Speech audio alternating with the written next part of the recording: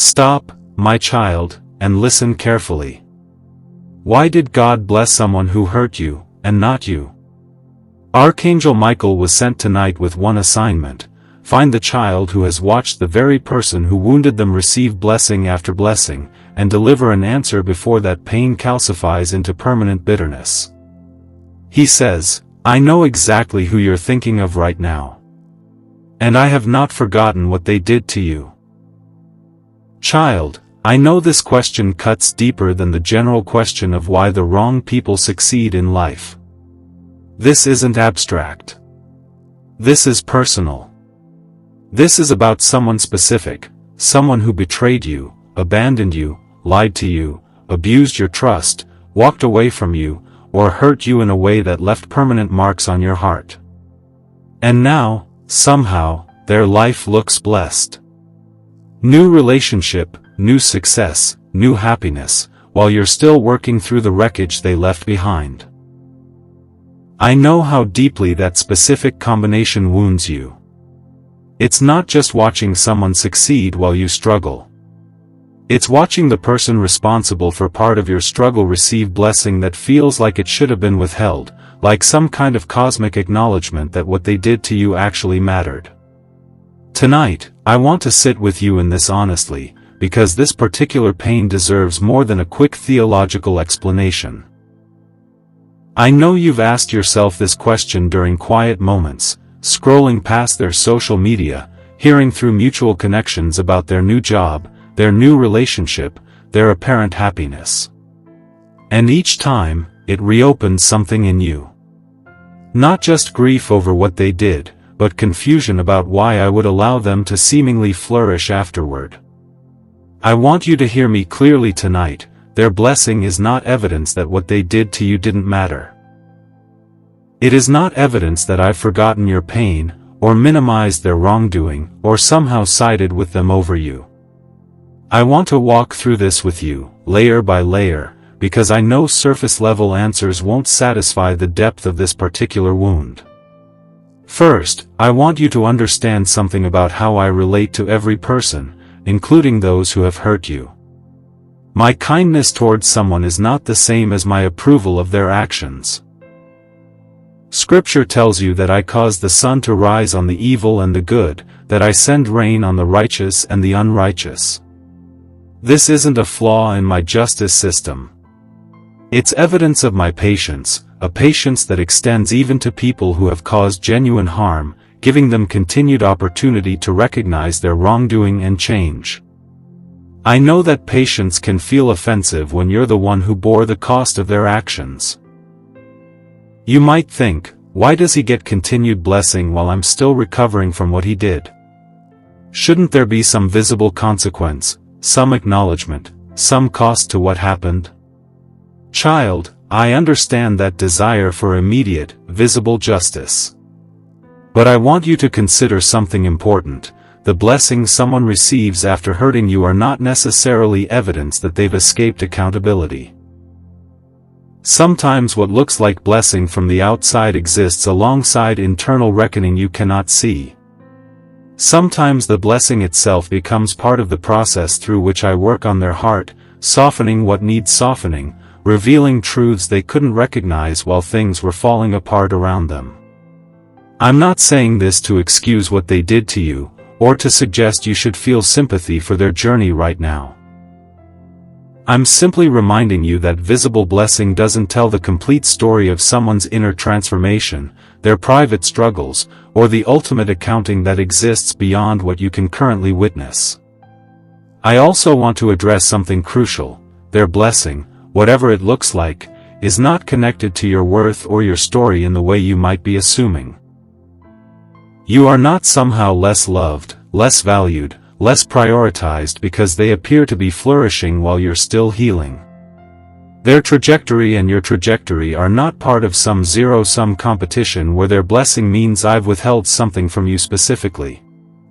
I know it might feel that way emotionally, even if you understand intellectually that it's not literally true. When someone who hurt you seems to be thriving, it can feel like a personal statement about your own worth by comparison, as if I'm somehow choosing them over you, rewarding their harmful behavior while leaving you to deal with the consequences alone. Child, that is not what's happening. I love you completely, fully, without any diminishment because someone else appears to be receiving blessing at the same time. My love and provision for you is not a finite resource that gets divided based on comparative merit between you and the person who hurt you. I also want you to consider something about the nature of blessing itself. Not everything that looks like blessing from the outside is actually evidence of deep flourishing or genuine peace.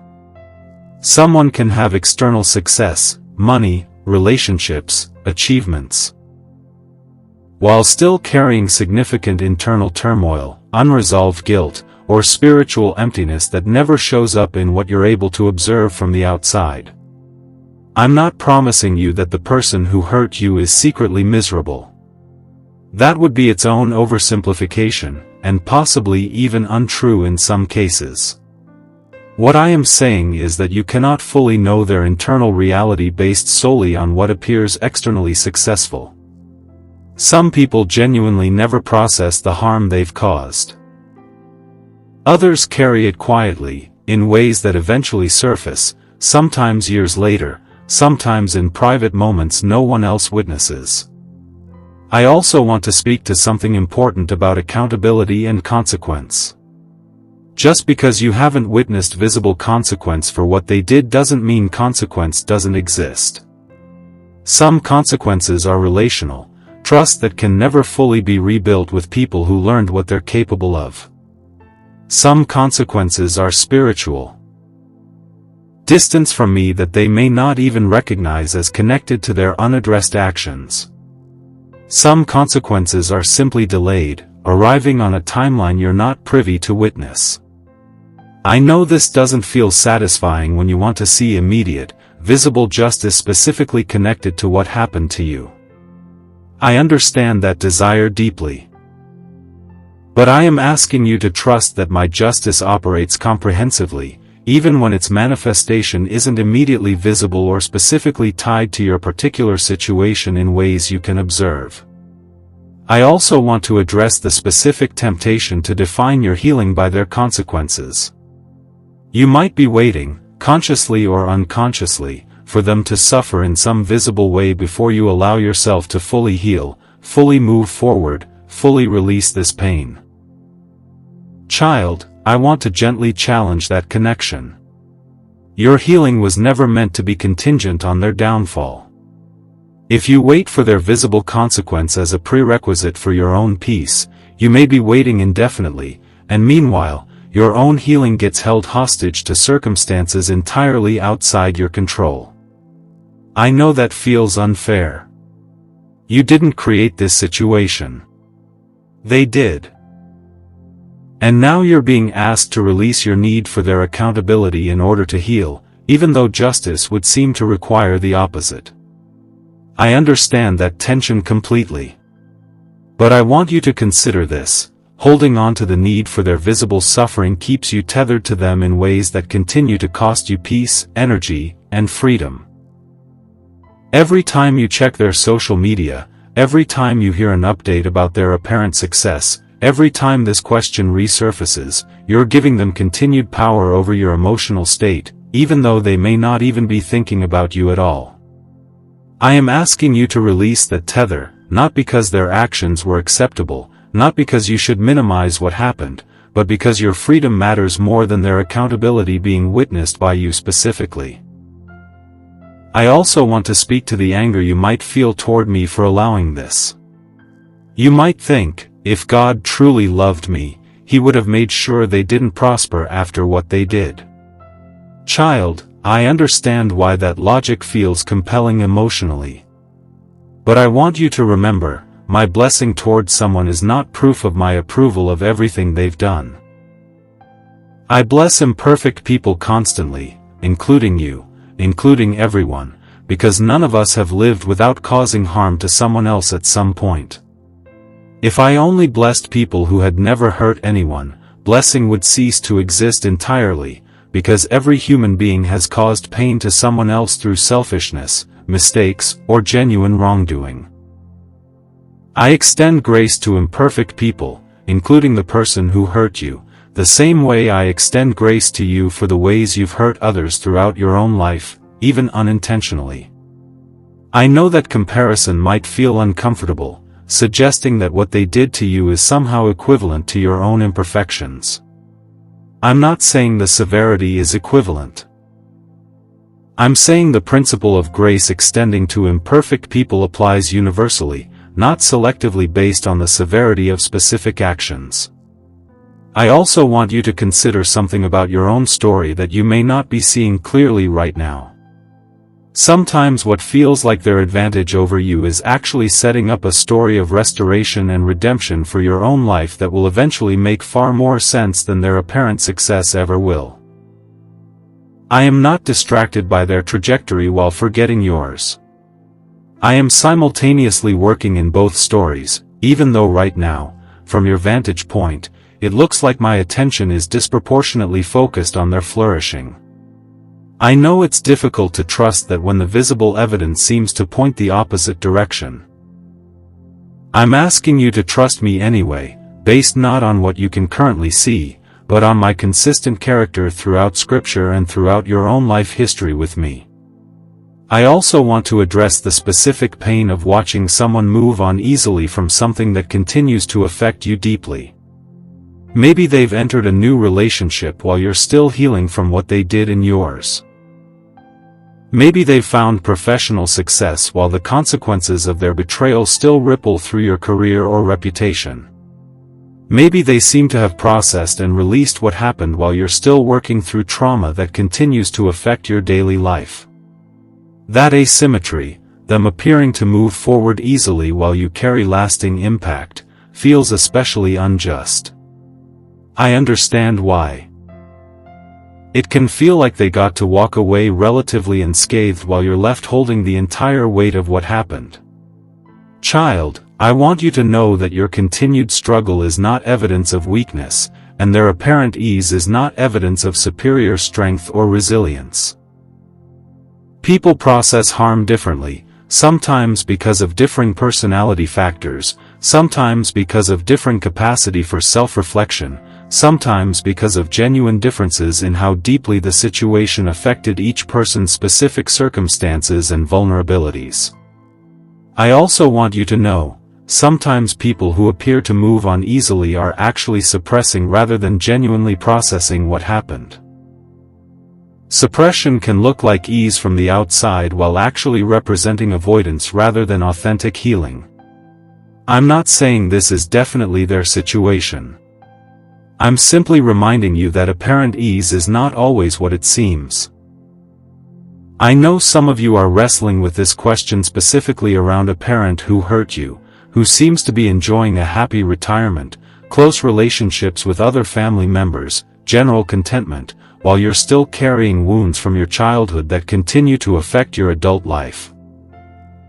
This particular version of the question carries additional complexity, because family relationships involve layers of history, obligation, and complicated love that romantic betrayals don't always carry in the same way.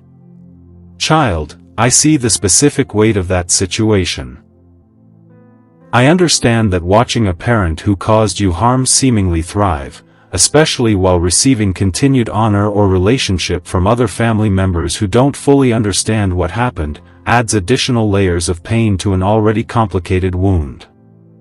I also want to speak to those of you wrestling with this question around a sibling, a former friend, an ex-spouse, a business partner who wronged you financially or professionally. Each specific relationship carries its own particular texture of betrayal and its own particular sting when that person appears to be flourishing afterward. Maybe it's a coworker who took credit for your work and got the promotion you deserved. Maybe it's a friend who spread lies about you and somehow came out looking like the victim in the situation. Maybe it's an ex who cheated and now appears blissfully happy in a new relationship while you're still working through the trust issues their betrayal created. Each of these situations carries its own unique weight, its own particular sting, and I want you to know I recognize the specific shape of your particular pain, not just the general category it falls into. I know you want me to promise you their downfall, some kind of visible consequence that finally validates your pain publicly. I cannot promise you that specific outcome, because I'm not going to manipulate someone else's free will and life circumstances simply to satisfy your need for visible vindication. What I can promise you is this: I see everything. I know everything. Nothing about what they did to you has been minimized, forgotten, or dismissed by me, regardless of how their external circumstances currently look. I also want you to understand something about your own healing journey specifically. Your capacity to heal, to move forward, to build a meaningful life despite what happened, is not dependent on them experiencing visible consequence first. Your healing can happen independently of their trajectory, on its own timeline, through its own process, regardless of what continues to happen in their life. I know that feels like I'm asking you to accept something deeply unfair. In a sense, I am. Life often is unfair, at least according to human measures of fairness, at least within the timeline of this current lifetime. I'm not going to pretend otherwise to make this message feel more comfortable. What I am asking is that you don't let that unfairness become the primary lens through which you view your entire future, your capacity for happiness, your ability to trust again, your relationship with me. I also want to remind you that blessing someone doesn't require me to approve of everything in their past. I bless people mid-story, not just after they've achieved perfect resolution and full accountability for every wrong they've committed. This is uncomfortable because it means grace operates in ways that can feel premature or undeserved from your perspective, watching from outside their internal journey. I know it's tempting to want a God who operates purely on a merit-based system, where good behavior is immediately rewarded and bad behavior is immediately punished, clearly and visibly, in ways everyone can observe and validate.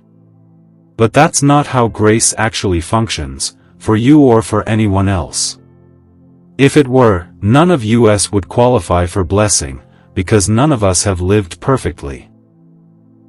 I also want to speak practically to what you can do with this pain, rather than simply asking you to intellectually accept these truths. Bring your specific anger about this specific person directly to me in prayer. Name them. Name what they did. Name your confusion about their apparent blessing. I can handle the specificity of your pain, not just abstract theological wrestling about fairness in general. I also want to encourage you to actively work on releasing the connection between their consequences and your own peace. This is difficult, ongoing work, not a single decision you make once and never revisit. Some days the connection will feel stronger, especially when you're confronted with new evidence of their apparent flourishing. On those days, return to this truth: their trajectory does not define yours. Your worth, your future, your capacity for joy exists independently of whatever happens in their life. I also want you to consider focusing your energy on your own healing process rather than monitoring theirs. Limiting exposure to updates about their life, whether through social media or mutual connections, can genuinely help protect your peace while you're actively working through this pain. This isn't avoidance of reality. It's wisdom about protecting your emotional energy for your own restoration rather than continuing to invest attention in tracking their apparent success. I know some of you are wondering whether forgiveness is even possible in this specific situation, given how unresolved and unfair everything feels. I want you to know, forgiveness doesn't require them to experience visible consequence first. Forgiveness doesn't require reconciliation, especially if reconciliation isn't safe or wise given what happened. Forgiveness simply means releasing your need to personally administer justice, and trusting that responsibility fully to me instead. I also want to remind you that forgiveness is primarily for your benefit, not theirs. Whether or not they ever acknowledge what they did, whether or not they ever experience visible consequence, whether or not they continue appearing blessed from the outside, your forgiveness frees you from carrying the weight of their actions indefinitely. It doesn't excuse what happened. It simply releases you from continuing to be bound to it. I know forgiveness can feel like a process that unfolds in layers rather than a single decision made once and finished forever. You might forgive them in one season, only to feel the anger resurface unexpectedly months later when something triggers the memory again. That's not failure. That's simply the nature of healing from significant wounds. It rarely follows a clean, linear path, and revisiting the work of forgiveness multiple times doesn't mean your earlier forgiveness wasn't genuine. So here is what I want you to declare tonight, in Jesus' name. I will release my need to witness their consequence before I allow myself to heal. I will trust that God sees everything, even what remains invisible to me. I will not measure my worth or my future by comparison to their apparent blessing. I already know everything they did to you. I have never once forgotten it or minimized it. And I am fully capable of handling accountability for their actions in ways that don't require your participation, your monitoring, or your continued emotional investment in their story. Your healing matters more to me than your ability to witness their consequence. Trust me with the parts of this you cannot see, and focus your energy on the restoration I am actively working in your own life right now. If this message brought you peace tonight, take a moment and like this video. And if you know someone who's been carrying this exact pain, watching someone who hurt them seemingly thrive, share this with them. Tell us in the comments, what are you releasing to God tonight? We'd love to stand in prayer with you.